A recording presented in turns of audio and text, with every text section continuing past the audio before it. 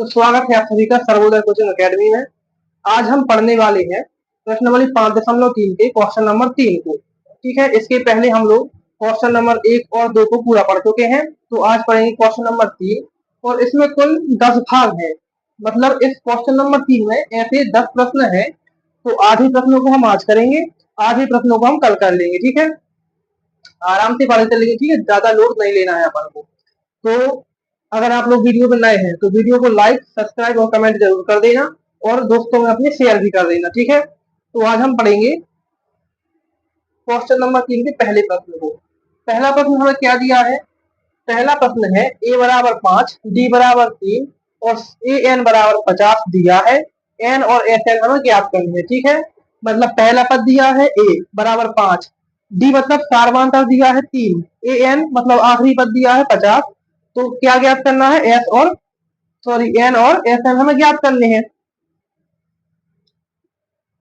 तो n को ज्ञात करने के लिए जो हमारा फेमस फॉर्मूला है, जो अभी तक बहुत बार हमने यूज किया है, वो कौन सा है?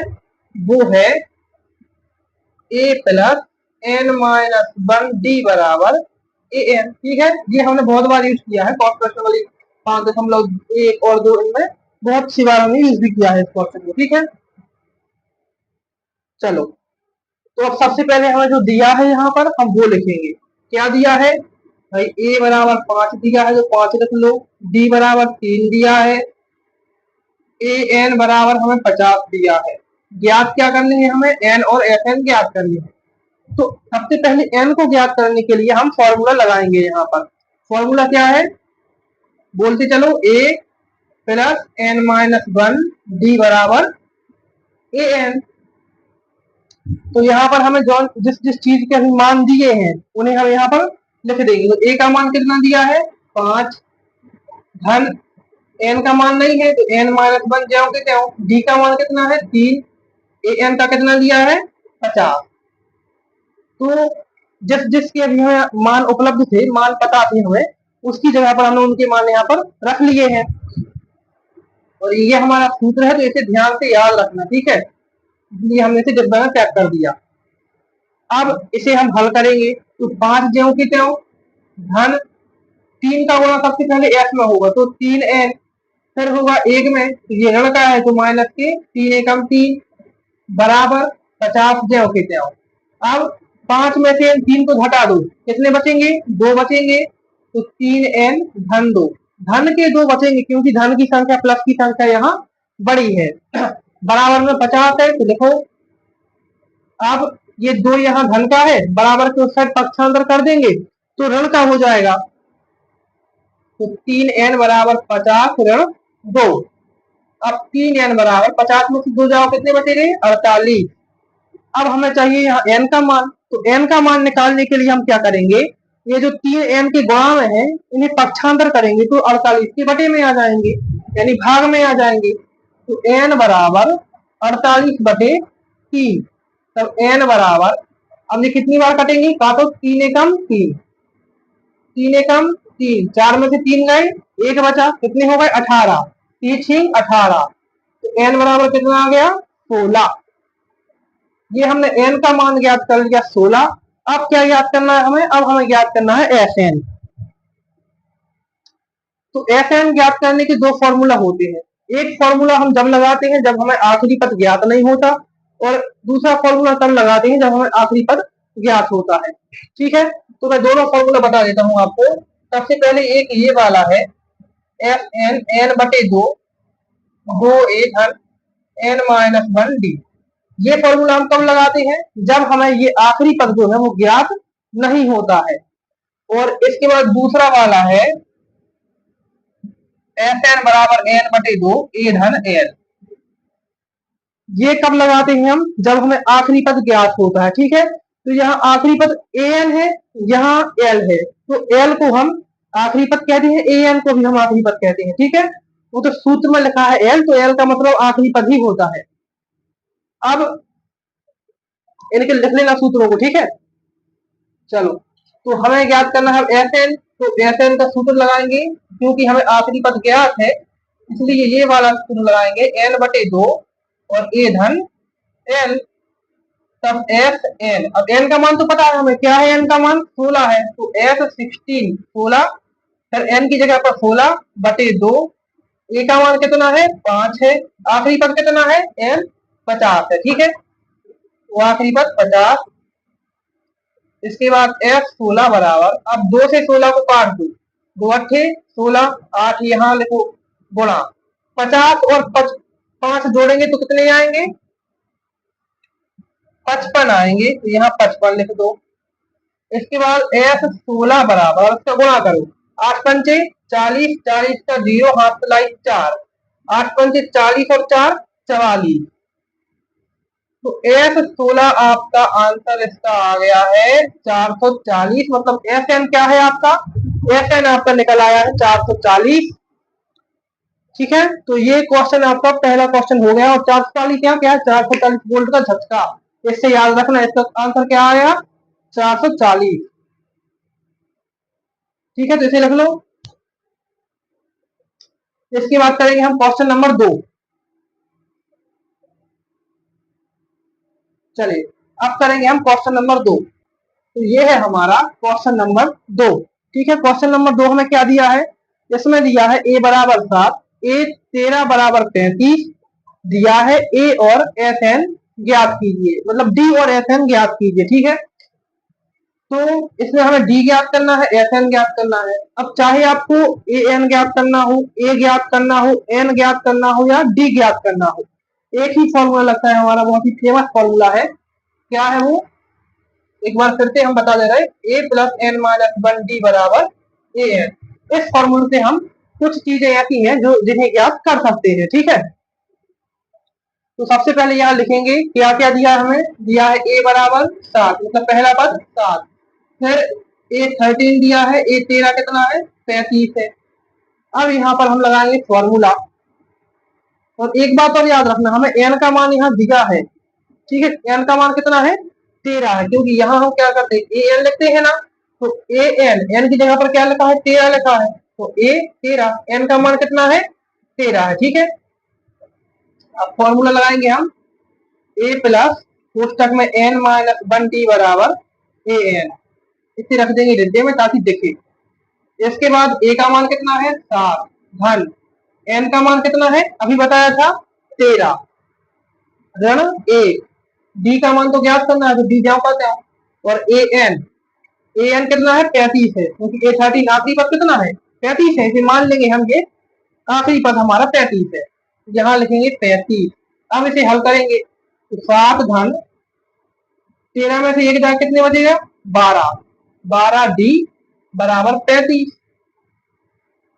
अब ये 7 यहाँ धन के है, इसका पक्षांतर करेंगे तो माइनस के हो जाएंगे ऋण के, तो 12 डी बराबर 35 माइनस 7, 12 डी बराबर, अब 33 में से 7 घटाओ कितने बचेंगे, जब 33 में से 7 को घटा दोगे तो तुम्हारे बचेंगे 28, यहाँ लिख दो 28।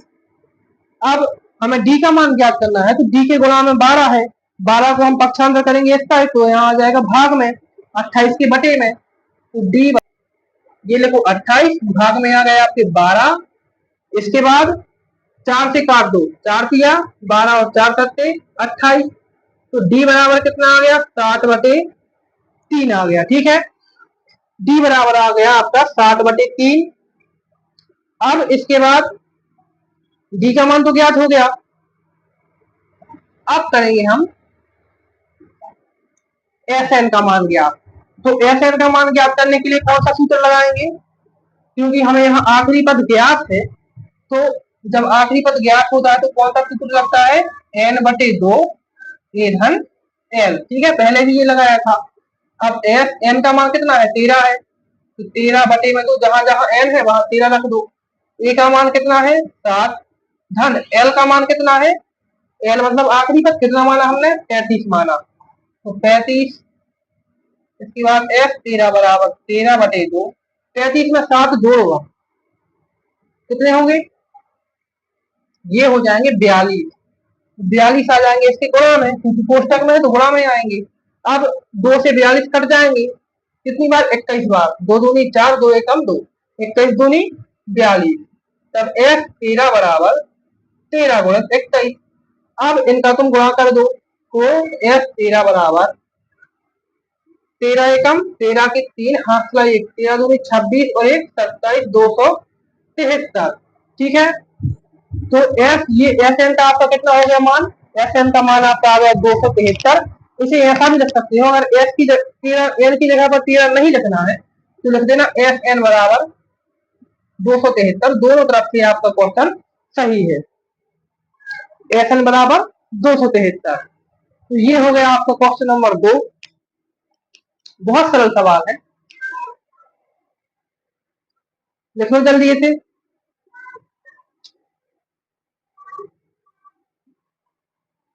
अब करेंगे हम क्वेश्चन नंबर 3। कोई 5 क्वेश्चन करने हैं तो ये होगा हमारा तीसरा क्वेश्चन। ये आ गया आपका क्वेश्चन नंबर 3। तो क्वेश्चन नंबर 3 हमें क्या दिया है, A12 बराबर 27 और D बराबर 3 दिया है, तो A और S12 ज्ञात कीजिए।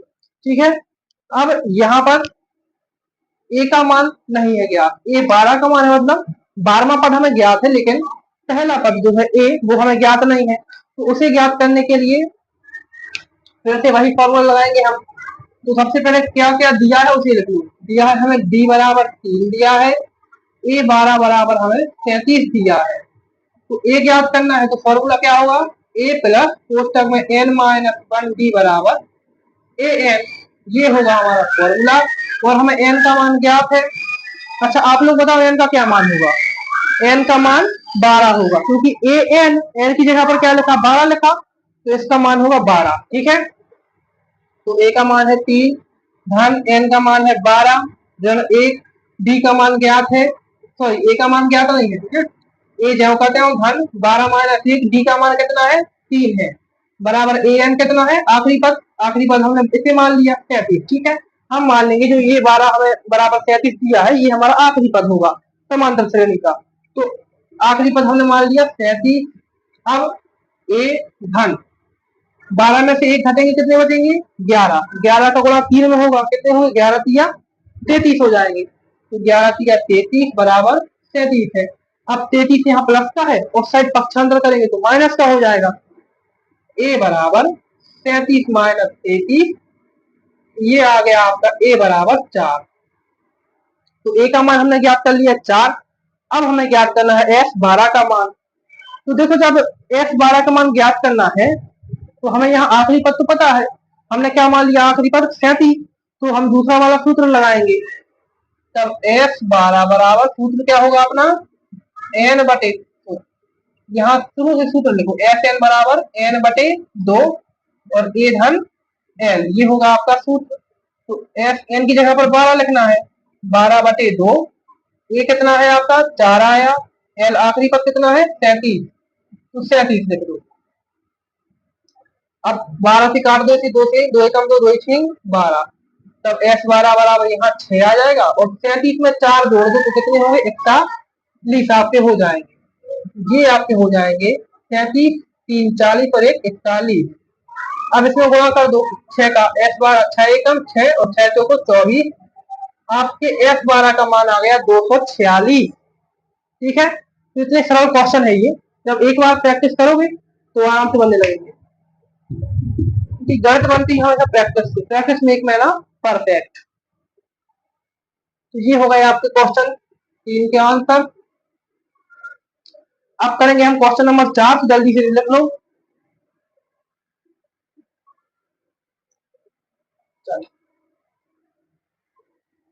हाँ, क्वेश्चन नंबर 4, ये आ गया आपका क्वेश्चन नंबर 4। ठीक है, अब ये क्वेश्चन नंबर 4 थोड़ा डिफिकल्ट है, ठीक है, तो इसे ध्यान से देखना, उतना भी कठिन नहीं है कि बने ना, अगर एक दो बार अच्छे से कर लोगे प्रैक्टिस तो आराम से बनने लगेगा। तो हमारा क्वेश्चन नंबर 4 है, ए का तीसरा पद हमें 15 दिया है, S10 बराबर 225 दिया है, तो डी और हमें A10 ज्ञात करना है, डी और A10 हमें ज्ञात करना है। तो सबसे पहले तो यहाँ देखो ये जो A3 बराबर 15 है, इसे हम और कैसे लिख सकते हैं तीसरे पद को, और हम कैसे लिख सकते हैं, तो सबसे पहले पहला पद ये लिखेंगे धन पहले पद में हम और दो पदों के सारवांतर यानी डी, दो पदों के और जो अंतर है उन्हें जोड़ेंगे तो कितने जोड़ेंगे 2 डी जोड़ेंगे हम, तो धन के 2 डी।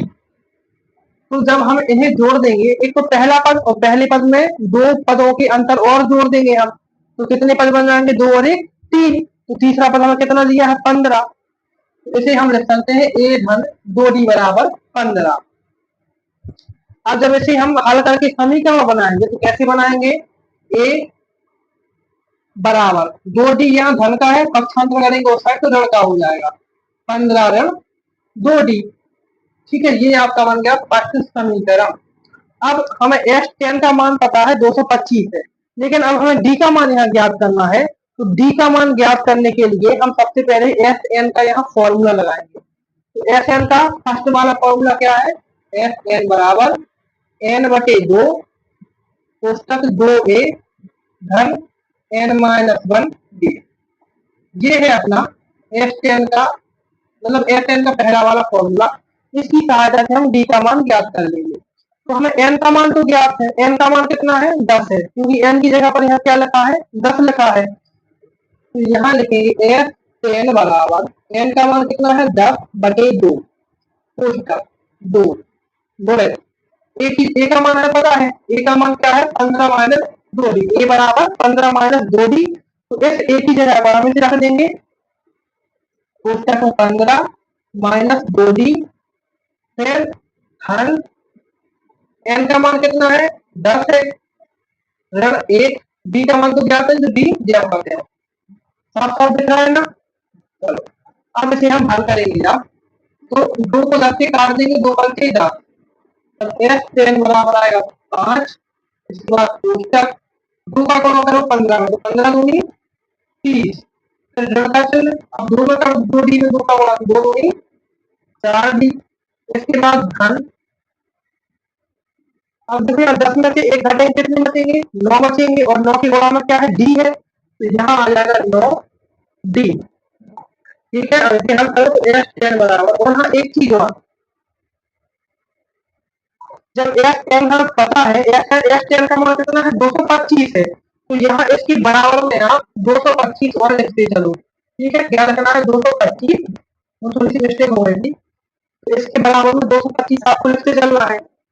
अब इसके बाद हम क्या करेंगे, 5 जगह बचे हो, 30 भी जगह देते हो, 9d में से 4d को हम घटा देंगे तो कितने बचेंगे, 5d बचेंगे हमारे। तो प्लस क्या बचेगी, क्योंकि प्लस की संख्या बड़ी है, 5d बराबर में क्या रखना है, 225। अब इसके बाद हम क्या करेंगे, अब हमें डी का मान ज्ञात करना है, तो एस टेन बराबर, यहाँ लिखो 30 धन 5d बराबर 225। आप लोग सोच रहे होंगे ये 5 कहाँ गए, देखो भाई 5 यहाँ इस कोष्टक की गुणा में है, हमने जब पक्षांतर कर दिए तो वो आ जाएंगे 225 के बटे में, यानी भाग में।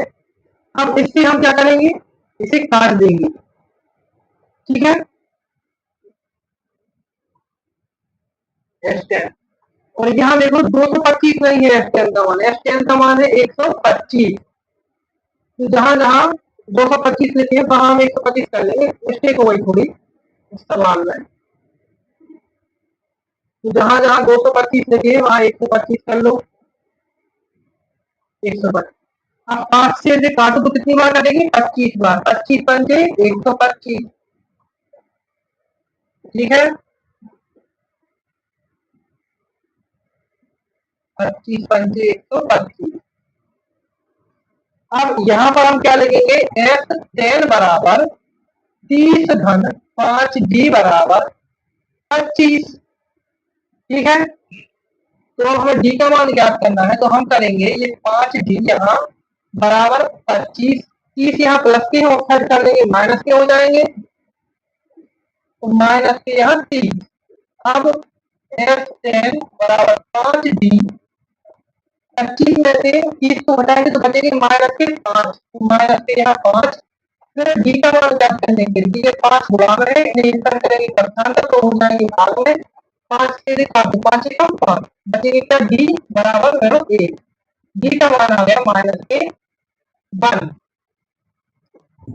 अब डी का मान ज्ञात कर लिया, अब इसके बाद हमें करना है ए टेन का मान ज्ञात। ठीक है, जब ए टेन का मान हम ज्ञात करेंगे तो इसके लिए क्या फॉर्मूला लगाएंगे, वही जो हम सभी चीजों को ज्ञात करने के लिए हम तक लगाते आ रहे हैं, उसी फॉर्मूले को हम लगाएंगे। बहुत ही फेमस फॉर्मूला है, तो आपको तो याद हो गया होगा। हो गया कि नहीं हो गया? ठीक है, तो जी का मान हमने ज्ञात कर लिया। अब कुछ नहीं, अब हमें जो हमारा समीकरण एक आया था, ए बराबर 15 माइनस 2d, इसमें हम डी का मान रख देंगे तो हमें ए का मान मिल जाएगा। और उसके बाद हम ए एन का मान भी निकाल सकते हैं। तो यहाँ हम अब लिखेंगे समीकरण एक से। समीकरण एक क्या है? ए बराबर 15 ऋण 2d। तो डी का मान क्या है? 15 ऋण 2 ऋण के 1 है। ठीक है, डी का मान -1 है, तो यहाँ पे हो जाएगा ए बराबर 15 2 का गुणा जब 1 में करेंगे, दोनों माइनस के माइनस माइनस हो जाएंगे, 10 के 2, यहाँ आएगा ए बराबर 17। ठीक है, ए का मान तो हमने ज्ञात कर लिया 17। अब इसके बाद हमें ज्ञात करना है ए एन का मान। तो ए एन का मान ज्ञात करने के लिए क्या करेंगे? इसी सूत्र को लगा देंगे, ए एन बराबर ए प्लस एन माइनस 1 डी। अब यहाँ हमें देखो ए एन का मान, ए एन की जगह हम क्या लिखेंगे? 10 लिखेंगे, क्योंकि 10 का मान ज्ञात करना है। यहाँ ए का मान पता है, एन का मान भी हमें पता है और डी का मान भी हमें पता है। तो इसकी जगह पर क्या लिखोगे? ए एन बराबर ए का मान कितना है? अभी निकाला 15, एन का मान, एन की जगह पर क्या लिखा? 10 लिखा, तो यहाँ भी लिखेंगे 10 10 1, डी का मान -1 है। अब इसके बाद ए एन बराबर 17, 10 में से 1 घटाओ 9 बचेगा, 9 का गुणा -1 में करेंगे तो माइनस के 9 आ जाएंगे, माइनस के 9। तो ए टेन बराबर 15 में से 9 घटाओगे 8 बचेंगे आपके। ये आ गया आपका ए टेन का मान 8। तो क्या ज्ञात करना था हमें? डी का मान और ए टेन का मान। तो डी का मान ये है, डी का मान है -1, ए टेन का मान है 8। और ये हो गया आपका क्वेश्चन नंबर 4 हल।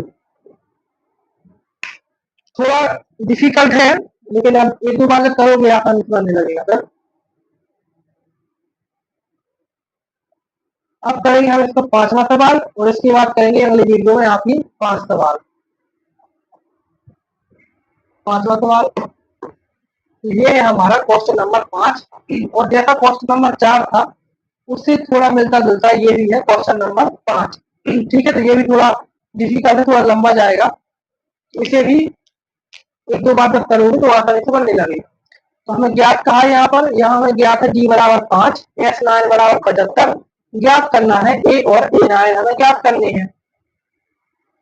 तो सबसे पहले ए ज्ञात करने के लिए हम क्या करेंगे? एस एन वाला फॉर्मूला लगाएंगे। ठीक है, एस एन वाला फॉर्मूला क्या होता है?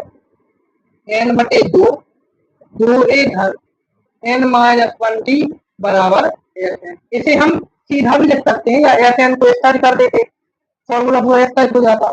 या फॉर्मूला स्टाइल है, एस एन स्टाइल, तो इससे कुछ फर्क नहीं पड़ता। ठीक है, ऐसा भी आप लिख सकते हैं। तो अब हमें सबसे पहले जो मान पता है वो हम इसमें रखेंगे। एन का मान कितना है?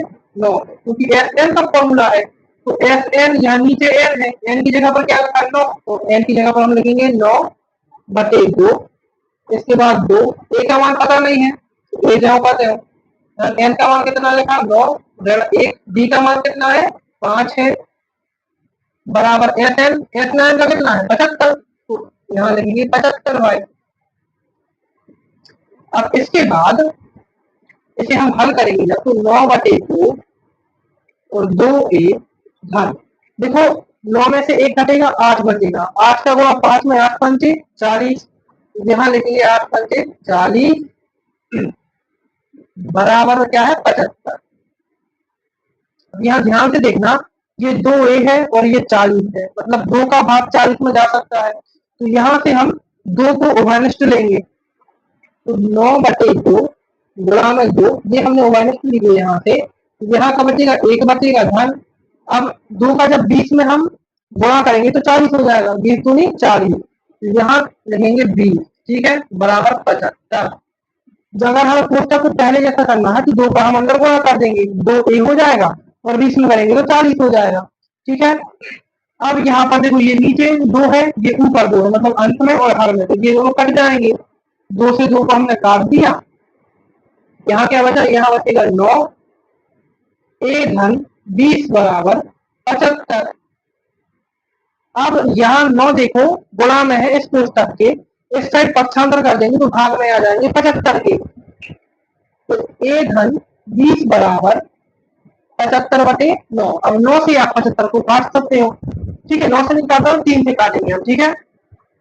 3 तिरके 9 और 15 की 25 में कितने होते हैं 75, 25 की 75। तो यहाँ से आ गया एस धन 20 बराबर 25/3।